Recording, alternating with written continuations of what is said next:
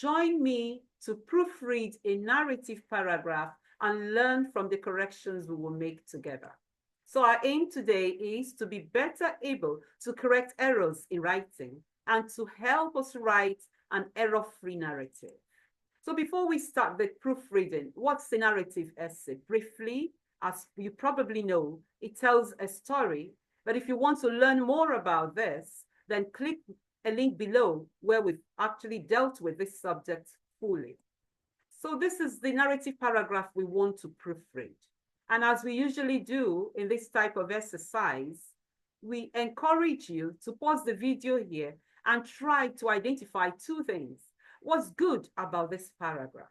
Read it thoroughly. And remember that there's a PDF link to this same document that might help you if you want to do it that way. So pause the video, try to find out what's good about this paragraph and what's wrong about it in your opinion.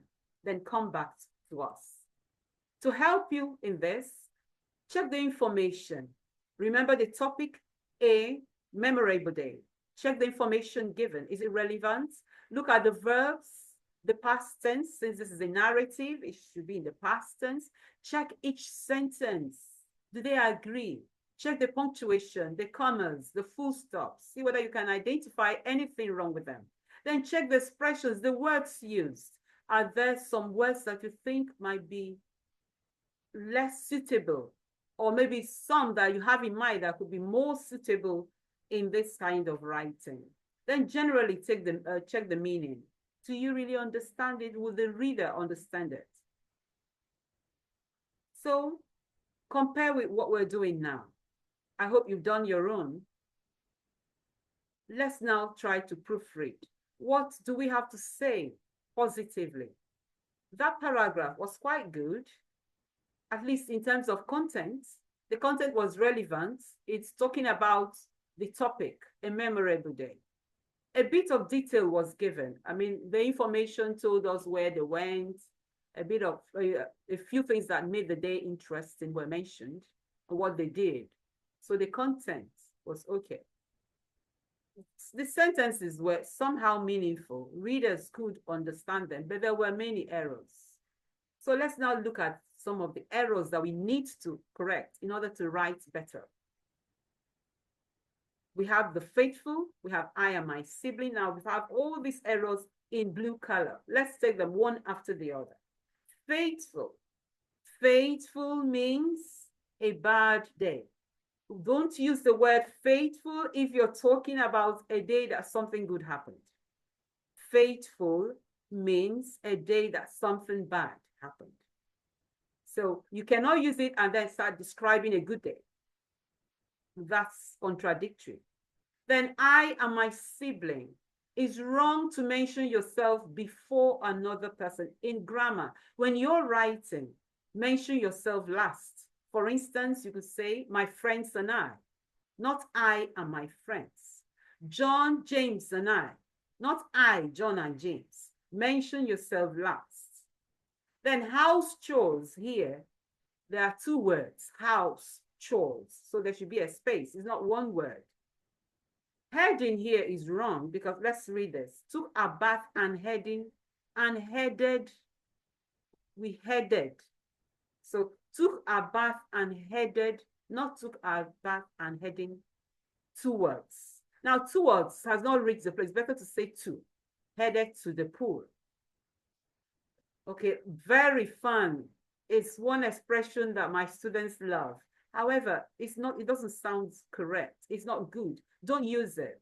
It was fun, you know. You had fun. Not, it was very fun. There's no need to put very in it. Then these siblings.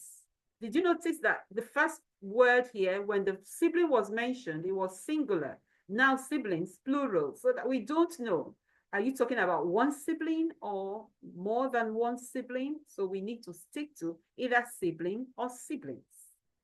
Take note of that. A long period of years, quite long, too many words. Why don't you just make it like a long time or many years after, something like that. Then we come to this big one, the next day. Remember the topic? A memorable day. one day. So you're supposed to talk about what happened that day, in the morning, in the afternoon, at night. So you should be joining sentences with something like later, next, in the afternoon, 2 hours after, or something like that, and not the next day. The next day is a different day, so it's not part of the topic at all. The topic is just for one day, a memorable day. Don't make that mistake again. Many students do that. Then look at this word, art. That's the name of a place. Rich Court Museum, Art and Crafts. So since it's the name of a place, we call it a proper noun. It should have a capital letter. Then pictures. Look at that expression, that word, pictures. Pictures are different from photographs. So you took photographs, not pictures. Even in your phone, when you click pictures, it will show you different things and not your photographs. Then you took photographs with the paintings. You're not holding them, and they're not human. So you could take photographs beside the paintings, or behind the, or maybe in front of the paintings, not with them. You're not carrying them, and they're not human. Then this is an unnecessary repetition here. Group, a family is a group. So you took group photographs or you took family photographs. So these are the problems we've identified with this paragraph. So I hope you were able to identify at least more than half of them. Very good. Now that we've identified the errors, pause the video again and try and write a better version before you compare with my own version. So we'll give you a few minutes. So compare yours with this. I woke up and looked around the room. Did you notice how I started mine? It's not something like my most memorable day is. No, that's so ordinary. You have to start a story with something interesting that will get the attention of the audience immediately. So I woke up and looked around the room. You also notice that I put a lot more details because this is a story and people want to know what happened. I was home after so many years. It looked like any other day at home. My siblings and I did the house chores, took a bath, and headed to a local pool for swimming. More information about the pool. It was fun playing with my siblings after so many years. Later, you see, not the next day, later, we went for excursion at Richcourt Museum Art and Crafts, where we saw so many paintings and craft works. I especially loved the hand-woven mats. More details. We took photographs individually beside each painting, and finally, a long-awaited family photograph. It was a remarkable day indeed. Okay, so you compare this with yours, and you see that we've removed the errors and we've learned. So from our proofreading, what did we learn? First, fateful is a bad day. If we're mentioning it, we're talking about a bad day. We cannot use it and then start describing a good day. Then we also said, you mention yourself last, my siblings and I, my friends and I. We also learned that picture is different from photograph. When you're talking about taking a photograph, use the word photograph, not picture. Then towards is also not quite close to. It's better to say to. Towards is just, you've just moved near that place. But to means you're going directly to a particular place.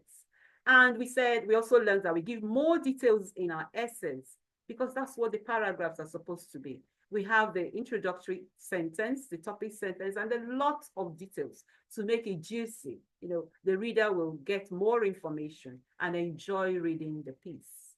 And we said, don't repeat words unnecessarily. Family is a group, so it's a group photograph or a family photograph, and that will be okay. There's no need to say a family group photograph.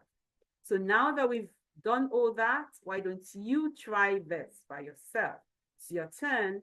Try this, and in the PDF, you will see my own corrections, and you can now check. Please comment below, and please do remember that this paragraph is a continuation of the first paragraph. It's still on that memorable day, because that will help you to know how to correct it.